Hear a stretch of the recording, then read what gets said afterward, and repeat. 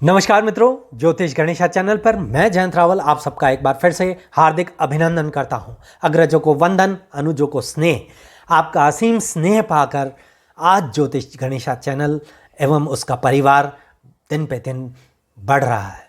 मित्रों, इसका मैं आपको हृदय से आभार व्यक्त करता हूं। और उसी ज्योतिष गणेशा परिवार के कुछ सदस्यों ने मुझसे आग्रह किया था कि शारदीय नवरात्र विषय लेकर मैं एक वीडियो अवश्य लाऊं, जिसमें मैं उनको ये बता सकूं कि शारदीय नवरात्रों का महात्म्य क्या है एवं कोई सरल विधि हो जिसके पास अधिक समय नहीं हो, अधिक धन नहीं हो, वो भी किस सरलता के साथ माँ दुर्गे का उपासना कर सकता है एवं उनकी अनुकंपा प्राप्त कर सकता है। तो मित्रों, आज मैं आपके समक्ष उपस्थित हूँ शारदीय नवरात्र विषय लेकर। तो आप इस वीडियो में अंत तक अवश्य बने रहिएगा। मेरा आपसे विनम्र निवेदन है, अगर आप इस चैनल में नए हैं तो आप इस चैनल को सब्सक्राइब करें, लाइक करें और हाँ मित्रों, शेयर करना ना भूलें, क्योंकि आपके स्नेहीजन भी इस वीडियो से लाभान्वित होंगे, यह मैं आपको सुनिश्चित करता हूँ। तो आइए, विषय वस्तु पर लौटने से पहले एक और विशिष्ट जानकारी मैं आपको दे दूं। 23 सितंबर 2022 को विषुव दिवस था। हाँ मित्रों, विषुव दिवस अर्थात दिन एवं रात्रि का समान समय। यह विषय थोड़ा अलग है, इसकी मैं विस्तार से चर्चा किसी और दिन एक नया वीडियो लेकर आऊँगा, अवश्य करके बताऊँगा। आज हम विषय वस्तु पर लौटते हुए माँ दुर्गे की उपासना करें, उनका इस नवरात्रों का महात्म्य क्या है यह मैं आपके सामने बताना चाहता हूँ। या श्री ही स्वयं सुकृतनाम भवनेश्व लक्ष्मी ही पापात्मानां कृतज्ञाम हृदयेषु वृद्धि श्रद्धा संताकुल जन प्रभवस्य लज्जा ताम त्वाम सम परिणालय देवी विश्वम। मित्रों, जैसा कि हमारी सनातन संस्कृति हमेशा ये कहती आई है, कण कण में भगवान हैं, कण कण में भगवान हैं, और इसी बात का ये श्लोक द्योतक है। श्लोक ये कहता है कि देवी पुण्यात्माओं के घरों में स्वयं ही लक्ष्मी के रूप में विराजमान होती है, पापियों के यहाँ दारिद्रता के रूप में विराजमान होती है, सत्पुरुषों में श्रद्धा रूप में तथा कुलीन मनुष्यों में लज्जा रूप में निवास करती है। उन भगवती को हम सब श्रद्धापूर्वक नमन करें। हे पराम्बा, समस्त विश्व का कल्याण हो, इसी मंत्र के साथ हम 9 दिन बिताएं और विश्व कल्याण की कल्पना, हमारी कल्याण की कल्पना, भारतवर्ष के कल्याण की कल्पना हम करें। इसी उद्देश्य के साथ नवरात्रि मनाएं। मित्रों, हर संवत्सर में 4 नवरात्रे पड़ते हैं, अश्विन, आषाढ़, चैत्र और माघ, जिसमें 2 गुप्त होते हैं और 2 प्रकट होते हैं। गुप्त नवरात्रे एक अलग विषय है, इसको मैं किसी और दिन लूँगा। आज हम बात करते हैं चैत्र मास की शुक्ल पक्ष की प्रतिपदा एवं शरद ऋतु की अर्थात अश्विन मास की शुक्ल पक्ष की प्रतिपदा को जो नवरात्रि पढ़ते हैं, 9 दिन पढ़ते हैं, वह प्रकट नवरात्रि कहे जाते हैं मित्रों। और उसमें भी अब हम आते हैं शारदीय नवरात्रों पर। मित्रों, शरद ऋतु में ये नवरात्रि आती है, इसलिए ये शारदीय नवरात्र भी कहे जाते हैं। जो चैत्र मास में आते हैं उसे वासंतिक नवरात्र कहा जाता है। यह तो छोटी मूल जानकारी आपको नवरात्र के बारे में देनी थी, वह मैंने आपको दी है। 9 कलाएं कहलाती हैं नव दुर्गा, 9 कलाएं। और भगवान आदि शंकराचार्य ने अपने जो उन्होंने रचित उनका विश्व प्रसिद्ध ग्रंथ साहित्य और दिव्यतम ग्रंथ है सौंदर्य लहरी, उसमें वर्णन किया है कि माता पार्वती शिव जी से पूछती है कि नवरात्र का क्या महात्म्य है। तो शिव भगवान माँ पार्वती को बताते हैं, नवशक्ति भी ही संयुक्तम नवरात्रं च दुष्यति एकेव देव देवेशी नवदा परितिष्ठिता, अर्थात 9 शक्तियों का संयुक्त रूप है। नवरात्र के 9 दिन में प्रतिदिन एक शक्ति की पूजा की जाती है। सृष्टि की संचालिका कही जाने वाली आदि शक्ति की 9 कलाएं नव दुर्गा कहलाती हैं। हाँ मित्रों, यही आदिगुरु शंकराचार्य के वचन हैं, उनके द्वारा रचित सौंदर्य लहरी में। देवी भागवत में भी, हाँ मित्रों, देवी भागवत में भी 9 कन्याओं को 9 दुर्गा का रूप बताया गया है, प्रत्यक्ष विग्रह बताया गया है। यहाँ तक कि उनके अनुसार 9 कुमारियाँ भगवती के 9 रूपों की जीवंत मूर्तियाँ हैं। हाँ मित्रों, इसी के लिए 2 वर्ष से लेकर 10 वर्ष तक की कन्याओं का इन नवरात्रों में पूजा की जाती है। 2 वर्ष की बालिका कुमारिका के नाम से पूजा जाता है। इससे बल, आयु एवं धन की समृद्धि होती है। 3 वर्ष की आयु की कन्या को त्रिमूर्ति कहा जाता है। इससे इनके पूजन से घर में सुख समृद्धि आती है।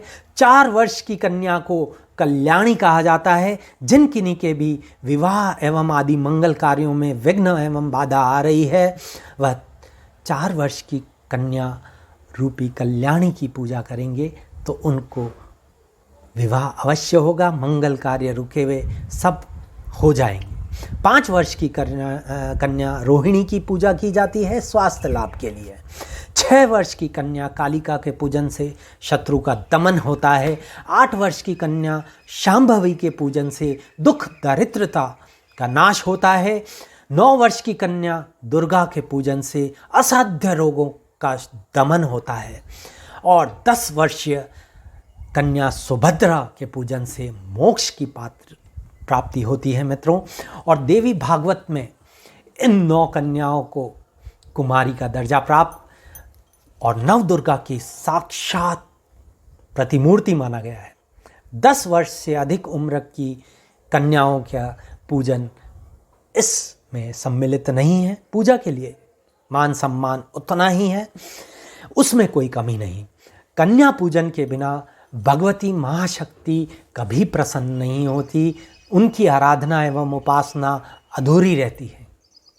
इस बात का अवश्य ध्यान रखें। और ये केवल और केवल सनातन संस्कृति में ही हो सकता है, क्योंकि हमारी संस्कृति ही बताती है कि आप श्राद्ध पक्ष के रूप में अपने पूर्वजों तक से जुड़े हुए हैं और नवरात्रों में जो कन्या है उसका समाज में क्या दर्जा होना चाहिए, यह केवल सनातन संस्कृति ही समझा सकती है और विश्व की कोई संस्कृति नहीं समझा सकती।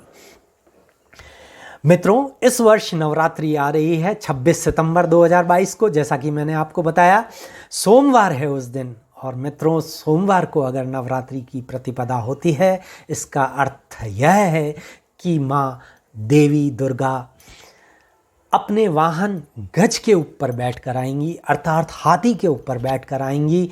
इसका तात्पर्य यह है कि चहुं ओर सुख, समृद्धि, खुशहाली होगी और वर्षा भी बहुत अधिक होगी, जिसका आप ऑलरेडी देख चुके हैं कि वर्षा बहुत हुई। तो अवश्य भारतवासी एवं भारतवर्ष के लिए यह नवरात्रें खुशहाली और समृद्धि लेकर आई हैं। और इसी मन से आपको माँ आद्य शक्ति की आराधना करनी है। इसलिए आगे मैं आपको बताता हूँ योग क्या है। इस दिन अद्भुत योग हैं। ब्रह्म योग है, उस दिन पूरे दिन रहेगा ब्रह्म योग। 8:26 तक शुक्ल योग है, तत्पश्चात ब्रह्म योग है, जैसा मैं ऑलरेडी आपको बता चुका हूँ। घट स्थापना और कलश स्थापना का मुहूर्त में मैं बताऊँगा, तो आप अवश्य जुड़े रहिए। वीडियो अभी ख़त्म नहीं हुआ है मित्रों, वीडियो अभी ख़त्म। मित्रों, 2 पौराणिक कथाएँ नवरात्रि के साथ जुड़ी हुई, जो उनका यहाँ पे वर्णन करना अति आवश्यक। पहली कथा, माँ देवी दुर्गा 9 दिन तक महिषासुर नामक असुर के साथ लड़ी और 10वें दिन उसका सर धड़ से अलग किया और विजयदशमी मनाई जाती है, वह इसी कारण मनाई जाती है। द्वितीय पौराणिक कथा नवरात्रि की से जुड़ी हुई, प्रभु श्री राम मर्यादा पुरुषोत्तम राम। हाँ मित्रों, जब रावण माँ सीता का हरण करके लंका की ओर ले गया तो प्रभु श्री राम वानरों की सेना के सहित लंका पर चढ़ाई गई। रावण के सारे भ्राताओं का मर्दन किया और जब आखिरी में रावण बचा तब रावण भी अत्यंत बलशाली एवं बुद्धिशाली था। प्रभु श्री राम मानव रूप में थे। उन्होंने अपने अंदर की सारी ऊर्जा एकत्रित करने के लिए, मनोबल बढ़ाने के लिए माँ आद्य शक्ति की 9 दिवस की आराधना एवं उपासना का मन बनाया एवं 9 दिन तक उपासना की, आराधना की और आखिरी में जब संकल्प के रूप में उन्होंने बोला था 108 कमल पुष्प चढ़ाऊंगा, 107 चढ़ा पाए, 108वां गायब हो गया। कहते हैं माँ ने उसको विलीन कर दिया था। माँ परीक्षा ले रही थी प्रभु श्री राम की। तब श्री राम को याद आया, कौशल्या माता उनको कमल नयन कहकर पुकारती थी, कहती थी तुम्हारे नयन राम कमल के समान है। भगवान राम ने एक क्षण भी व्यर्थ न करते हुए तुनीर से धनुष निकाला और अपने नयन को बाहर निकालने के लिए आगे बढ़े। इतने में माँ दुर्गे प्रसन्न हुई, प्रकट हुई, प्रभु श्री राम को नयन निकालने से रोका और कहा मैं तुमसे, तुम्हारी आराधना से अति प्रसन्न हूँ और तुम्हें विजय श्री का आशीर्वाद देती हूँ। हाँ मित्रों, यह 2 पौराणिक कथाएं यहाँ पे इनका विवरण देना अत्यंत आवश्यक था। अब कुछ ऐसे नियम, बहुत ही सरल से नियम, या क्या करना है, नियम तो नहीं कहूँगा, क्या करना है हमको प्रतिपदा के दिन, वह आप ध्यान रख लीजिए। मैं वो उसके बारे में आपको बताना चाहता हूँ। प्रथमतया आम के पत्तों की अथवा अशोका के पेड़ के पत्तों की एक बंधन माल आपके घर के मुख्य द्वार पर अवश्य लगाएं। सिंदूर, हल्दी एवं केसर से स्वस्तिक चिन्ह घर के प्रमुख द्वार के दोनों तरफ बनाएं और ये स्वस्तिक चिन्ह आपको 9 दिन तक आपको बनाना है। वैसे आप वर्ष में हर दिवस ये बनाएं तो अच्छा रहता है, किंतु ये 10 दिन आपको अवश्य ध्यान रखना है कि ये बनाना है। तीसरा, आप घर के अंदर खड़े होकर हल्दी के पानी के छींटे आपको बाहर डालने हैं। चौथा, आपको ताम्र कलश लेना है, उसमें जल और इत्र डालना है, गुलाब का पुष्प उसमें रखना है और कमल का पुष्प उसमें रखना है और वो मुख्य द्वार पे आपको रख देना है। हाँ मित्रों, यह किस चीज़ का विवरण मैं आपको दे रहा हूँ अब आपको समझ में आ गया होगा। हमारी सनातन संस्कृति में कोई भी हमारे घर में प्रवेश करता है उसका स्वागत किया जाता है, तो माँ भी हमारे घर में प्रवेश करेंगे उस दिन तो माँ का स्वागत अवश्य होना चाहिए और वह इसी तरीके से होना चाहिए। इसीलिए मैंने आपको बताया है। और एक और चीज़ याद रखें, माँ के पगले आप अंदर की तरफ एक आगे और एक पीछे अवश्य बनाएं। यह अवश्य बनाएं, दायां पग आगे और बायां पग पीछे। माँ के चरणों के रूप में आप मुख्य द्वार के डेरी के ऊपर अवश्य बनाएं। मित्रों, कलश घट स्थापना का मुहूर्त मैं आपको बता दूं, 26 सितंबर 2022 को जब हस्त नक्षत्र होगा, शुक्ल योग होगा, मुहूर्त 6:25 से 8:02 प्रातः तक है। मित्रों, घट स्थापना के लिए कहा जाता है कि दिन के 1/3 हिस्से से पहले आप कर लें, यह अत्यंत ज़रूरी है। इसीलिए मैं सिर्फ और सिर्फ एक ही मुहूर्त आपको दे रहा हूँ, दूसरा मुहूर्त आप अपनी इच्छा अनुसार रख सकते हैं। मैं इसके बारे में इससे अधिक और कुछ बोलना नहीं चाहता। कलश स्थापना का मुहूर्त आप अभिजीत मुहूर्त में करें, सबसे अत्यंत लाभकारी। 12:02 दोपहर से लेकर 12:50 दोपहर तक कलश स्थापना का अभिजीत मुहूर्त रहेगा। अब मेन पार्ट आता है, आपको ये बताना कि क्या पाठ करें, क्या मंत्र जप करें। मित्रों, दुर्गा पाठ काफ़ी बड़ा होता है, इतना समय शायद सबके पास न हो, न किसी के पास इतना धन का हो कि विद्वजन ब्राह्मण बुलाएं और उनसे दुर्गा पाठ कराएं, किंतु जो इसमें सक्षम हो वह अवश्य विद्वजन ब्राह्मण को बुलाकर दुर्गा पाठ का आयोजन करें। निश्चित तौर पे लाभ होगा, सारे नेगेटिव ऊर्जा घर की गायब होगी। मैं इसको सुनिश्चित तौर पे कह सकता हूँ। हाँ मित्रों, तो आइए दुर्गा पाठ अगर आप सक्षम हैं अवश्य करवाएं, अन्यथा दुर्गा सप्तश्लोकी का पाठ करें। संकल्प लेकर कि आप इन 9 दिन में कितने पाठ करेंगे, माँ को कितने पाठ समर्पित करेंगे, इतना संकल्प आप अवश्य लें। और जैसा कि नाम से विदित है, दुर्गा सप्तश्लोकी, केवल 7 श्लोक का यह पाठ है। आप इसको अवश्य कर सकते हैं। भाषा भी क्लिष्ट नहीं है, आपको पढ़ने में भी आसानी होगी। मैं इसको डिस्क्रिप्शन बॉक्स में भी डाल दूंगा। और मित्रों, ये पूरी चीज़ मैं अपनी वेबसाइट पे भी डालूंगा, आप वेबसाइट पे जाकर भी देख सकते हैं, www.jyotishganesha.com। वेबसाइट का लिंक भी मैं आपको डिस्क्रिप्शन बॉक्स में अवश्य शेयर करूंगा। यह तो हुआ पाठ।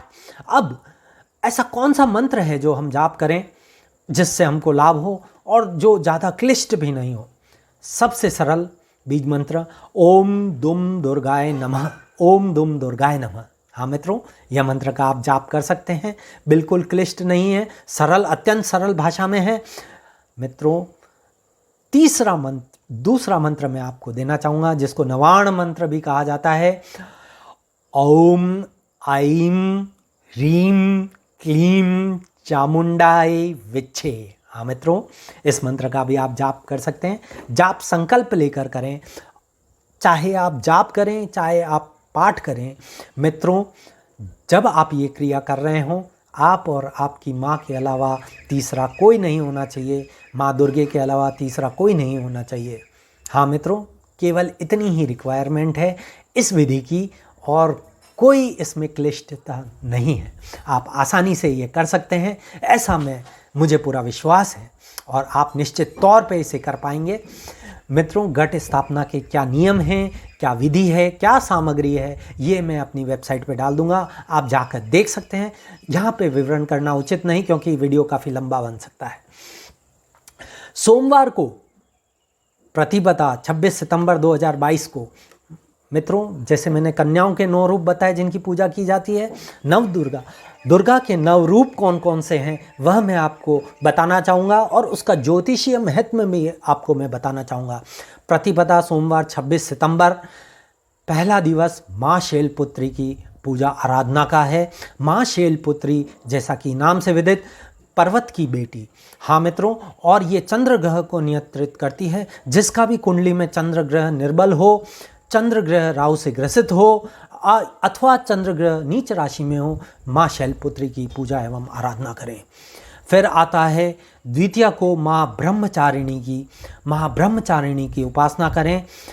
माँ ब्रह्मचारिणी का प्रिय रंग लाल है और यह मंगल ग्रह को नियंत्रित करती हैं। तो जो मंगलिक हैं, जिनकी कुंडली में मंगल नीच का है या मंगल दुर्बल होकर बैठा हुआ है, वह माँ ब्रह्मचारिणी की पूजा करें, अवश्य लाभ होगा, यह मैं आपको बता सकता हूँ। उसके तत्पश्चात तृतीया माँ चंद्र घटिका की पूजा करें। देवी चंद्र घंटा, उनका प्रिय रंग नारंगी है और वे शुक्र ग्रह को नियंत्रित करती हैं।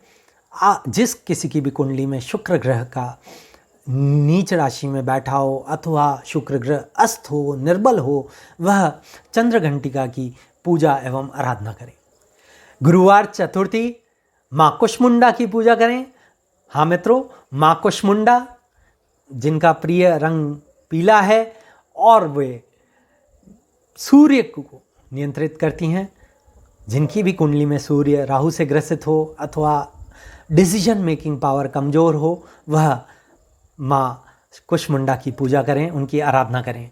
पंचमी को माँ स्कंद माता, जैसा नाम से विदित है, स्कंद की माता, स्कंद कार्तिकेय भगवान को कहा जाता है और स्कंद माता की पूजा करें। उनका प्रिय रंग हरा होता है और देवी स्कंद माता बुध ग्रह को नियंत्रित करती हैं, अर्थात बुध ग्रह अर्थात व्यापार व्यवसाय। जिनके भी बुध ग्रह कमज़ोर हो कुंडली में, वह इस दिन माँ स्कंद माता का पूजा अवश्य करें। षष्ठी माँ कात्यायनी की पूजा करें। हाँ मित्रों, माँ कात्यायनी बृहस्पति ग्रह को नियंत्रित करती हैं और उनका प्रिय कलर ग्रे है।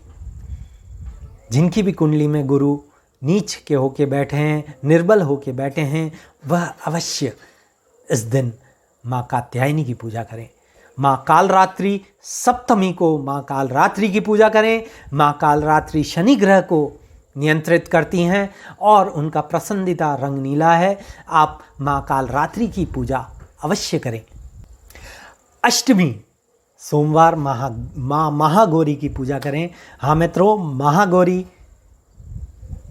राहु ग्रह को नियंत्रित करती हैं और उनका पसंदीदा कलर बैंगनी है। आप उस दिन बैंगनी कलर के वस्त्र पहने। माँ को जहाँ विराजमान कर रखा है उस कलर के वस्त्र वहाँ पे आच्छादित करें। माँ प्रसन्न होगी। नवमी को माँ सिद्धिदात्री, जैसे नाम से विदित सिद्धियों को देने वाली, तो आप माँ सिद्धिदात्री की पूजा अवश्य करें। माँ सिद्धिदात्री केतु ग्रह को नियंत्रित करती हैं और उनका पसंदीदा रंग गुलाबी है। तो मित्रों, यह नव दुर्गा के नव रूप, उनकी आराधना करनी है, आपको दिल से हृदय से करनी है। निश्चित तौर पर माँ की अनुकंपा आप पर होगी एवं आपके परिवार पर होगी, आपके स्नेहीजनों पर होगी। मित्रों, आशा करता हूँ यह वीडियो आपको आवश्यक जानकारी नवरात्रि के बारे में दी होगी, मुहूर्त आपको बताए। मित्रों, आशा करता हूँ आप इसका पूर्ण रूप से लाभ ले पाएंगे। आप सबको शारदीय नवरात्रि की ज्योतिष गणेशा की ओर से बहुत बहुत हार्दिक शुभकामनाएं। माँ दुर्गे की कृपा आप पे हमेशा बनी रहे, आपकी हर मनोकामना पूर्ण हो। इसी आशा के साथ मैं अपनी वाणी को विराम देना चाहूँगा। और मित्रों, एक और बात कहना चाहूँगा, अगर वीडियो आपको पसंद आई है शेयर करें, आप नए हैं तो सब्सक्राइब करें और लाइक अवश्य करें। कमेंट अवश्य दें कि आपको ये वीडियो कैसी लगी। कोई भी ज्योतिष परामर्श आप चाहते हैं, आप मुझसे संपर्क कर सकते हैं। नंबर इसमें दिया गया है। धन्यवाद।